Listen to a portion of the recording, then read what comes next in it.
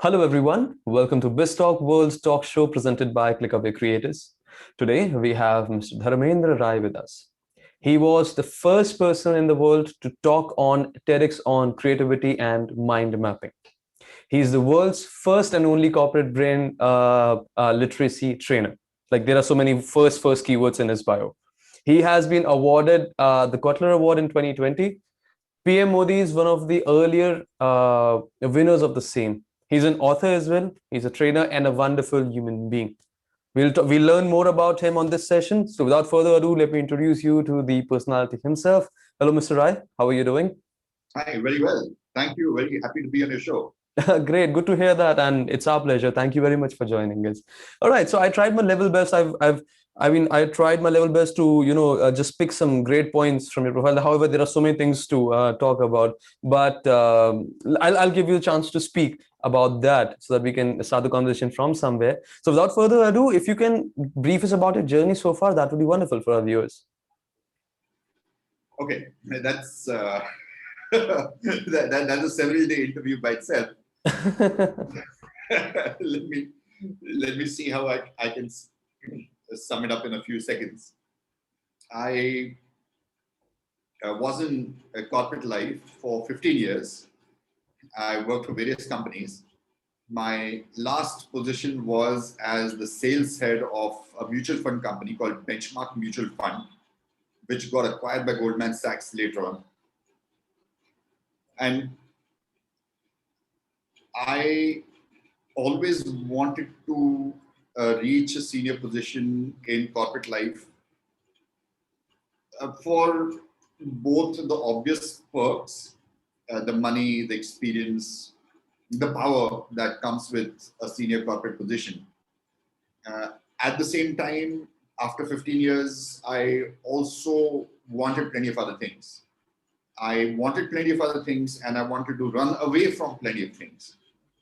For example, I wanted to run away from the concept of traveling every day for a few hours, which is almost impossible to do if you are working in Mumbai before the pandemic.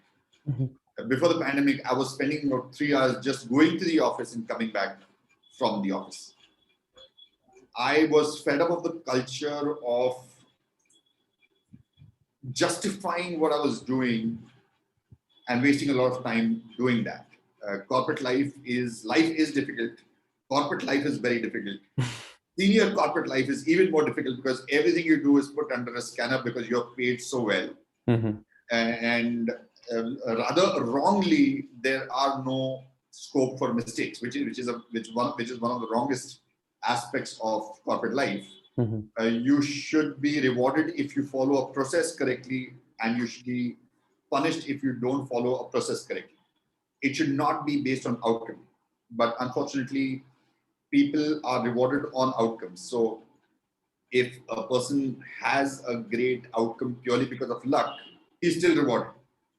And somebody else who's really worked very hard but has not got the outcome purely because of mathematical probability, he tends to be punished. So that's something that I found absolutely ridiculous. So I also wanted to break out on my own because I wanted to test myself. I always worked for brands. I worked for some of the biggest brands in the world, like Morgan Stanley, Alliance Capital Mutual Fund, which is an excellent, well-known American mutual fund company.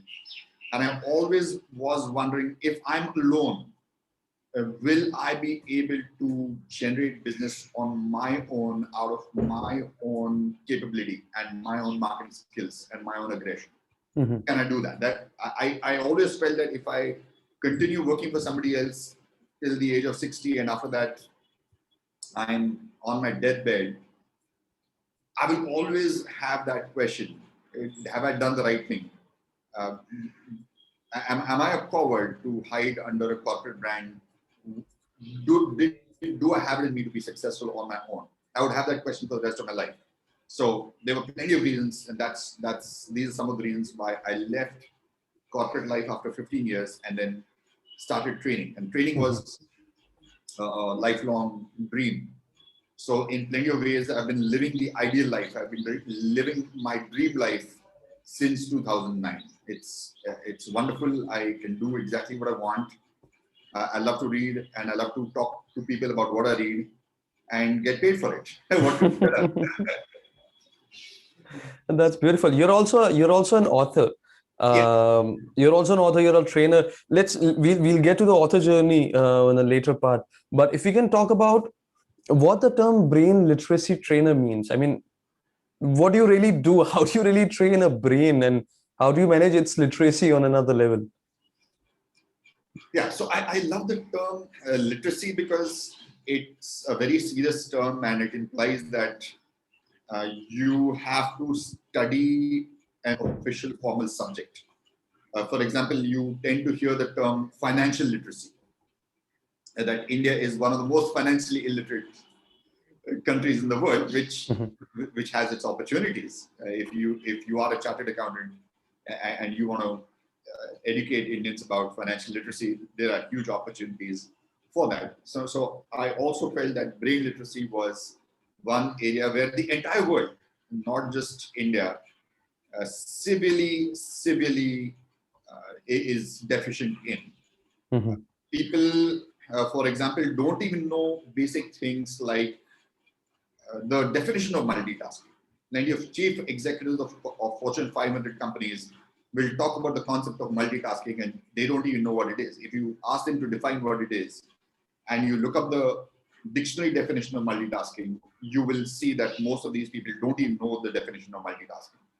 Multitasking is when people are trying to do more than one thing at one time that requires conscious attention. Now, that's just a definition. That's like the definition of Superman. That's like the definition of supernatural, something beyond the natural. It's just a definition. There is no proof that that concept exists. So the concept of multitasking is just a concept. It doesn't exist. The human brain cannot consciously do more than one thing at one time consciously. So that itself is one very, very powerful and simple example of the complete lack of brain literacy that exists, not among college kids, not among uneducated people, but among heads of companies, HR heads, training heads, CFOs, compliance heads, who, if they make one major mistake, they can lose their entire career, they can bankrupt an entire company. So if these guys are doing multitasking, you can imagine how many wrong decisions are being made, and how, by focusing on a few concepts of brain literacy like multitasking itself, taking the concept of multitasking and understanding the dangers of multitasking and educating your entire company about it can itself maybe enhance your net profit by 50% or 10% or 60%. Those are huge numbers. So that's just one example of the utter lack of brain literacy among most people. And I tend to focus on the business segment because the business segment is the most dynamic segment, and I have some experience in the business segment. So it's applicable to everybody, whether it is politicians, whether it is academicians, whether it is businessmen. Brain illiteracy is prevalent everywhere, but I personally have a niche in training corporates on brain literacy because that's where I think I can make the maximum impact. That's beautiful. That's beautiful. You also deal with mind mapping. Yes. I mean, if I talk about your first book, the Thin Mind Map book, that was, I guess, an introduction. I mean, an introduction. That's the title, the Thin Mind Map book, an introduction. And I believe it's considered by many business leaders to be the best book on mind mapping on the planet. I'm talking about. So, what's that concept? What's the concept of mind mapping in relevance to the brain literacy? Yeah, I would say mind mapping is the best introduction to brain literacy. Mind mapping is a tool, and we use lots of tools. We're using Zoom right now. We use calculators. We use ready reckoners. When it comes to the physical world, somehow we are much more convinced of the need for tools. So in a physical world, we use lots of tools. We are very happy using those tools, and we will probably laugh at people who don't want to use those tools. For example, you want to travel from Mumbai to Singapore, or to Canada, taking a plane is like the most no-brainer thing. If somebody says, no, I don't want to use any tools, I want to go walking from Mumbai to Canada, you laugh your head off. You probably disconnect that person. You think he's mad. But when it comes to using tools to enhance your brain's efficiency, people just don't want to use tools. They think that it will make them appear weak. So apart from the brain tools that they already use, that are conventionally used, like a calculator, like an Excel sheet, people just don't like the concept of using tools. And again, just like I've given a very simple example in the concept of brain literacy, I want to give this one of the most powerful and the simplest concepts of a tool is a pen and a paper. Now, I have an interview with you. There is very little chance that I will need a pen and paper, but I do have a pen and paper right now. And I just thought that I have to back up my hard disk drive, so I just jotted it down just a few seconds before the interview started. Because I don't want this thing to hang on in my mind when I'm talking to you. When I'm talking to you, I want to be 100% focused that I'm talking to you. So if I have anything that comes along in my mind, it would be absolute stupidity to think that I'll be able to hang on to that thought. It may be an important thought that I want to hang on to and also focus on you at the same time. It's much better to just write it down. Now, if somebody does this, they would feel that they're acting foolish. That's right. They would feel that the other person would think, oh, why does this guy need a pen and paper with him all the time? Is he mentally deficient? So this is just one tool, and I've done close to 600 seminars, 400 on mind mapping and 200 on other subjects like invisible selling and various other subjects. And I've asked this question to almost everybody in the seminars. I've said, how many meetings have you gone to? Or what percentage of meetings that you've attended in your entire life have you had everybody in that meeting use a pen and paper? And most of them say 0%. There is not a single meeting that they've attended where everybody has a pen and paper. So again, that again shows how utterly brain illiterate most people are. And so MindMap is a tool, just like a checklist. A checklist is another tool that is highly underrated. That has been proved by one of the best doctors in the world. He's written a book called The Checklist Manifesto. It's Dr. Atul Gawande. It's just a checklist. A checklist is just something that everybody knows. Even 10-year-old kids know what a checklist is. And he started taking this checklist to the top hospitals in the US, and it saved millions of dollars, and it has saved thousands of lives. The death rate has decreased by about 70% just because surgeons have started using a checklist. Because surgery is such a complicated task that the minute you finish a surgery, you've got to prepare for the next surgery. And while preparing, if you use a checklist, you tend to not miss out on something that's critical. So similarly, a mind map is a tool which is not as simple as a checklist. It's a tool that uses images and color, which enhances your learning, memory, and creativity. At the same time, it looks so simple that I myself had rejected it. I come across a mind map book several decades ago, and I just rejected it. I said, how can this be valuable? Just some childlike scribblings in childlike pictures. How is that supposed to substantially enhance learning, memory, and creativity in me? But it did, and later on, only after I was absolutely deeply into it, I decided to start training on it. So it's a tool that uses images and colors that enhances your learning, memory, and creativity in a remarkably I just want to use the word easy, but there is nothing easy. So when I say easy, I mean it just makes life easier. It doesn't make it easy, but I may just use the word easy in a colloquial way. So it's an easy, effective, practical, cheap, really low-cost way of enhancing your learning, memory, and creativity, and especially focused on business, by the way, in the way that I'm training. But that's beautiful. That's beautiful for our viewers to understand more about. I mean, you as an author. I mean, we can discuss it for hours and hours, but I want them to have an understanding in my word as well, because generally, if you say it, it looks like self-marketing. So I don't want you to do that. Let me do it for you. So as I mentioned, his first book was the Thin Mind Map book, introduction, and then he has written his second book, which was the Invisible Selling book, behavioral economics and more. And this became among the top 100 best-selling books on Amazon in self-help ebooks. His Yes. books, I mean, his third book, then he came up with his third book, which was the Weird Brain of Tridha Vornos. That's how you say it, I guess. And it's considered to be one of the most original fiction books ever.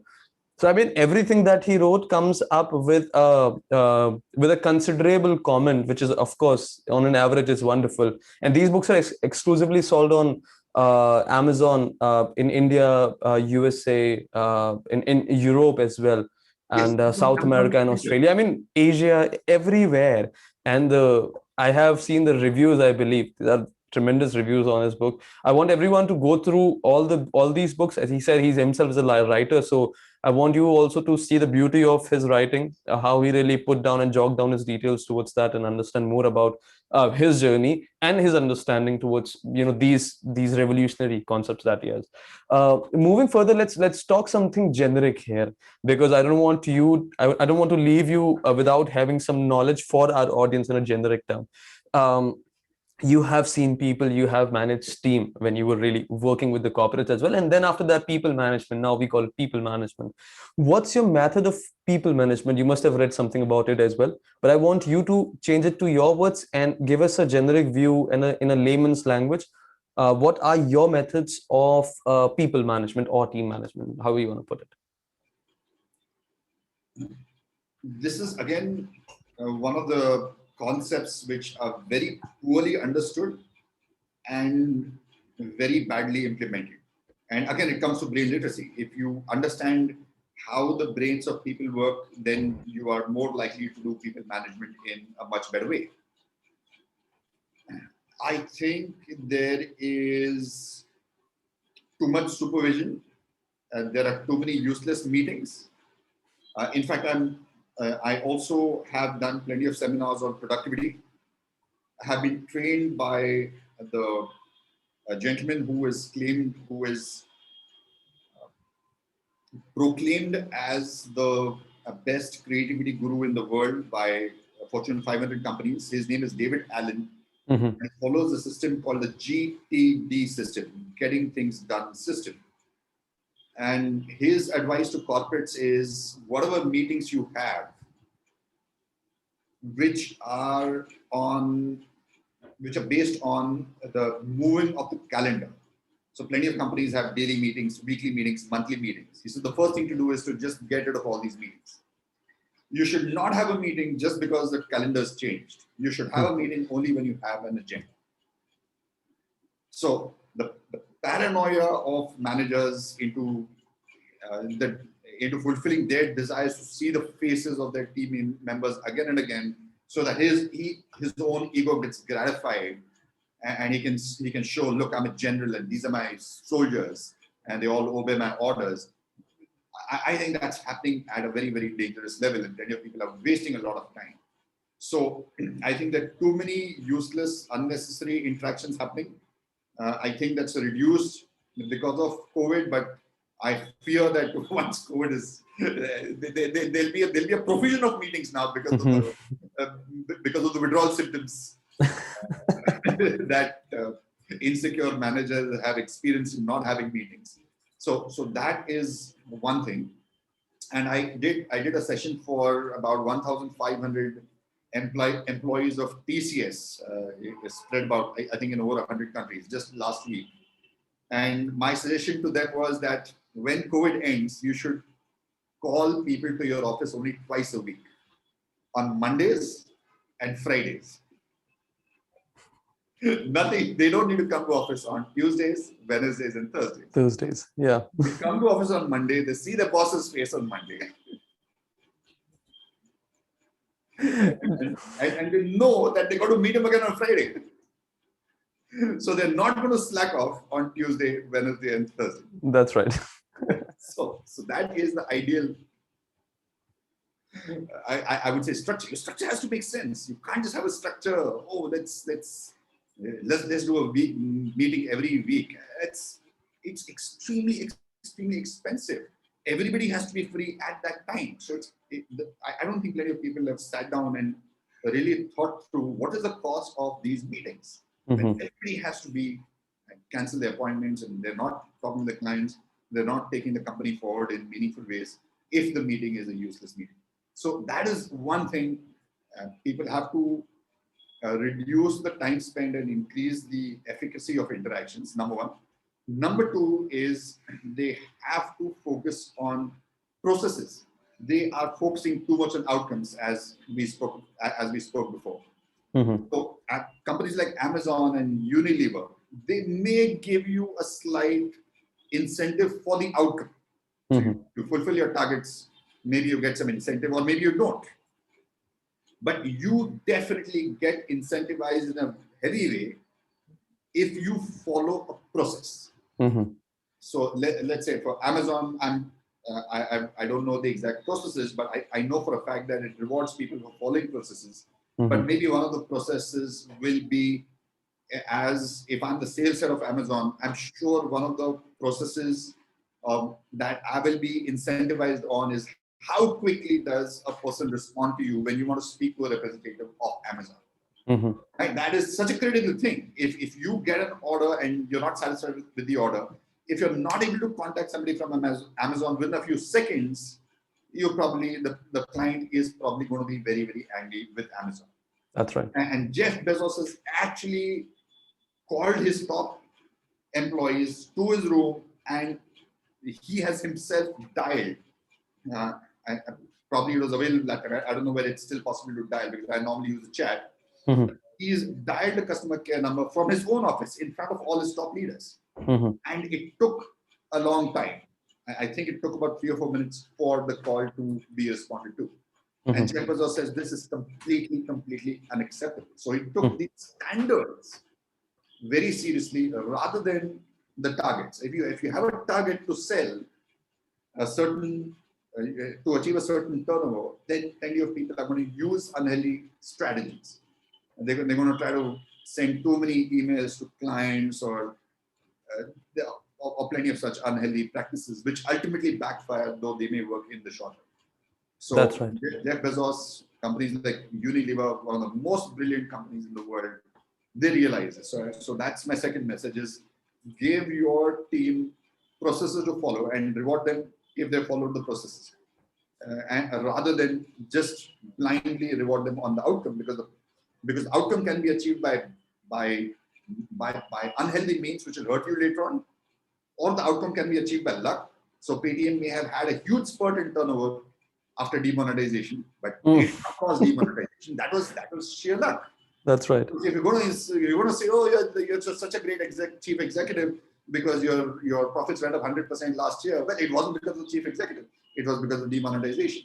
So then you're eliminating the role of luck in rewards. That's right. That's right. So it always should be process driven rather than end result driven. The things that I'm learning from my mentor, from my leader, he always mentioned that follow the process, and you'll see the outcomes coming in, not today, if not tomorrow, not after a week, but in a month you'll see that. And when you created a habit, wherever you go, you make a new process, and then you follow a process, you always tend to get results, and then you become process oriented more than result oriented. So I guess that's the best approach that I can also learn, and I can teach my team as well about this. All right, that's wonderful. Last question. I don't want to leave you again without asking you this question. For young individuals who are watching you, if they cannot go to your session or they cannot, attend your workshop. So in a generic sense, what would you advise to young professionals? I won't say in your industry, but in a generic term, what should be their approach towards, irrespective of which profession they are going towards, and what are the best practices that they should follow? If you can have a generic answer and a point-wise description of this. Something that screams out too obviously to me is that they're just not reading enough. Their communication skills are extremely poor. They make grammatical mistakes. They make spelling mistakes in their social media posts, which is an absolutely terrible put off. And that is the reason of not reading enough. So there seems to be a total lack of priorities. They seem to want to do things in a hurry which are not really important, and not focus on things that are important. So they're spending too much time on social media trying to get the approval of others. Now, as a human being, we all want the approval of others. As a business person, we definitely want the approval of others because that's where the money is coming from. But then everything has a limit. You can't live on social media. There are other important things to do. You've got to read, you've got to think of being creative and being different, because ultimately that is what is going to give you value. And you can't do that by hanging around social media the whole day. That's right.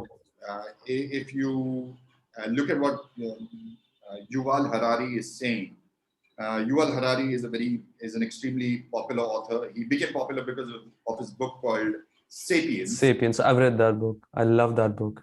So people who've read it, that's fine. If you haven't read it, I would suggest you read his latest book called 21 Lessons for the 21st Century. Because as authors keep on writing, they keep on using simpler and simpler language. So if viewers seeing this have not read Sapiens, read 21 Lessons directly by Yuval Harari. That's his third and latest book. It's not actually the latest book because he's made a comic book. A comic book is the latest book. So that's also nice. But I would suggest you read 21 Lessons first. And he's spoken about the importance of creativity. I think the smartest leaders in the world have realized the importance of creativity. And plenty of people, again, because of lack of brain literacy, think that creativity is something nice and cute. It's not really a necessity. It's just something that makes life a bit colorful, and it's to do with wearing colorful clothes and putting colorful stickers in your room. And it's to do with art, and it's to do with acting and singing. That's all rubbish.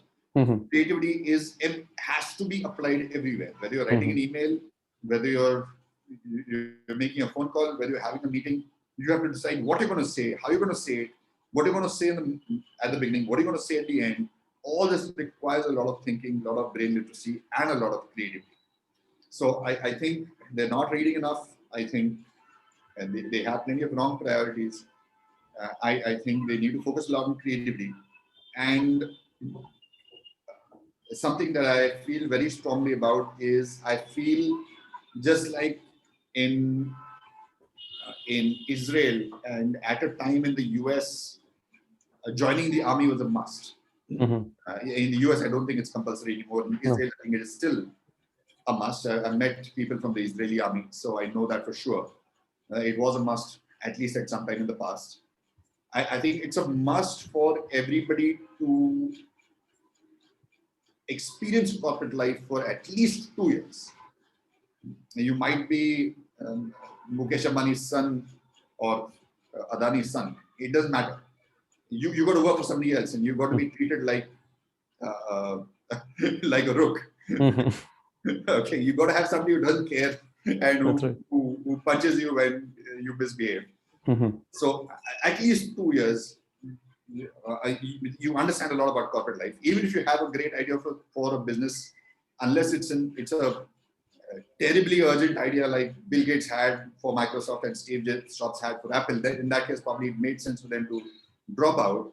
Otherwise, you learn a lot when you are in a corporate atmosphere. You learn how other companies think, you learn how other people think, and you get exposed to various structures, and some dumb people and some extremely brilliant people. So I think that is extremely important. I did an MBA before I had full-time work experience.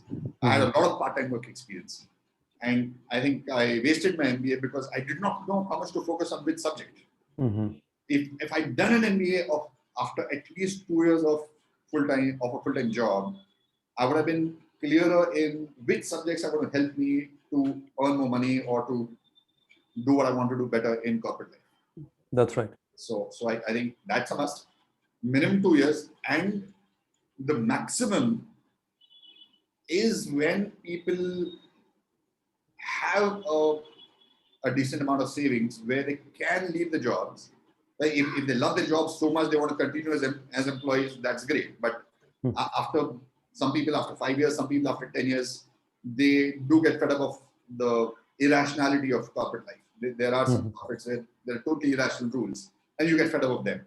In that case, you've got to have savings so that you can start on your own and you can not make money for 3 or 4 years and still have enough money to eat. Because ultimately that is what's going to happen. You are going to feel, okay, now I have an experience and now I want to have a life where I want to have more control of my time, of my health, of my relationships. I think that happens to at least 90% of the people. 10% of the people, they want to continue in corporate life. They love corporate life. That's great. They just don't have any interest in starting their own business, or they're happy with the rigors of corporate life. So on one hand, at least 2 years, they should work for a corporate. And if they don't think of an idea of their own business immediately and they hang on in corporate life, say 5 years, 10 years, they should save enough money so that when they want to get out, when they have an idea, then they should be able to. Otherwise, they'll get trapped. That's right. You also mentioned you mentioned, I mean, something about the social media as well. I mean, about especially about the millennials. It's social media is a necessary curse. That's right. I mean, on Joe Rogan podcast, I'm sure you must, if you haven't, so I want you to at least go through it. It's a tremendous podcast, JRE, a Joe Rogan Experience. That's how you call it. And there were Elon Musk when he attended. He was smoking pot out there, and when his share fall, so that was a case that happened right there in JRE. He also mentioned that today now people are living in augmented reality. What he meant by this is I guess the approval that we need from social media. I mean, if you're eating something, it's not necessary to click a picture and post it on your story. It's not really necessary. You can eat it, enjoy the taste, and just move on. Do not let the taste of that particular dish ruin just by getting cold.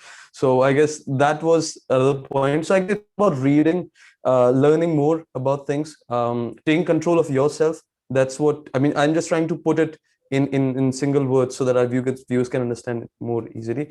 And again, take control of your own life or your own things, and see what's right, what's wrong. And then if you're a corporate lover, that's not an issue. You can love your corporate life. But if you don't like it, if you really want to switch up to some other thing, just get some more knowledge. Don't really, as he mentioned, don't really try to become a Jeff or a Steve or any other of dropouts. Just try to learn, and if you think that it's the right time, just hop up to your thing and try. That's it. I guess that's one of our Mr. Stanley, I believe, he was the gentleman from Asia PMO. He also mentioned this thing that try. That's the best advice for anyone who wants to do something. Never let anything go of your head, and never let anything tap you down. Just try doing things, and it will ultimately you will see it will be working out. I mean, I just read. I mean, I'm sure that you must have read the Snapdeal current business approach that they are now coming up with. I mean, we all believe that Snapdeal is now going. It's a sinking ship. It's a Titanic or an Olympic. I don't know that's a new conspiracy that's coming in. But I guess now they're coming up with things. So that's the best approach. One last thing, Mr. Rai, where can our viewers find you if they want to learn more about you, if they want to understand about you, and where they can find your books as well? So if you can guide them through that would be wonderful. Yeah, so just 2 things to remember, and they're very easy to remember. You can access my website by just going to Google and shouting Dharmendra Rai. And if you want to read all my books for free on Amazon Kindle Unlimited, just go to Google and shout Dharmendra Rai Amazon. That's it. You don't need to remember anything else. You go to the website, you can send a message to me, you can subscribe to my free updates, and if you go to Amazon, you can read all the books for free on Kindle Unlimited. So that's how simple and straightforward it is. Your name has a great recall value in terms of name and in terms of your achievements as well.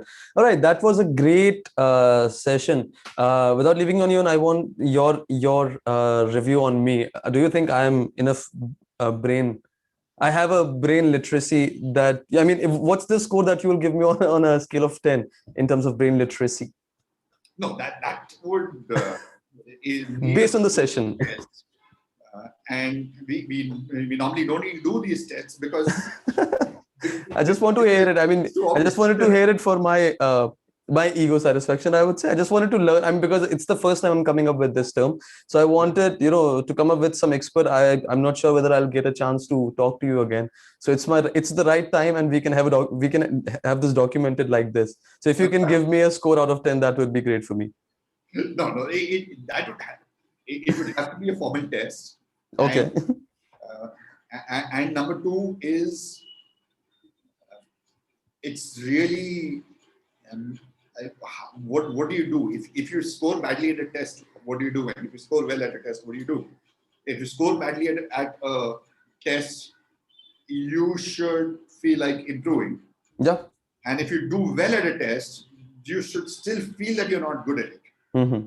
If you feel complacent about your abilities, that is one of the most dangerous things in the world. You should always feel insecure. You should always feel inadequate and insecure. It's completely the opposite advice of what a motivational trainer would give you.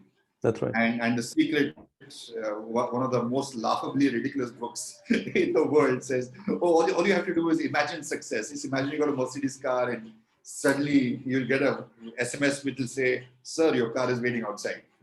That's just the opposite spectrum of what I would suggest. I suggest everybody, no matter how successful you are, you gotta keep thinking that there is some competitor out there who's working day and night to destroy you, because there probably is.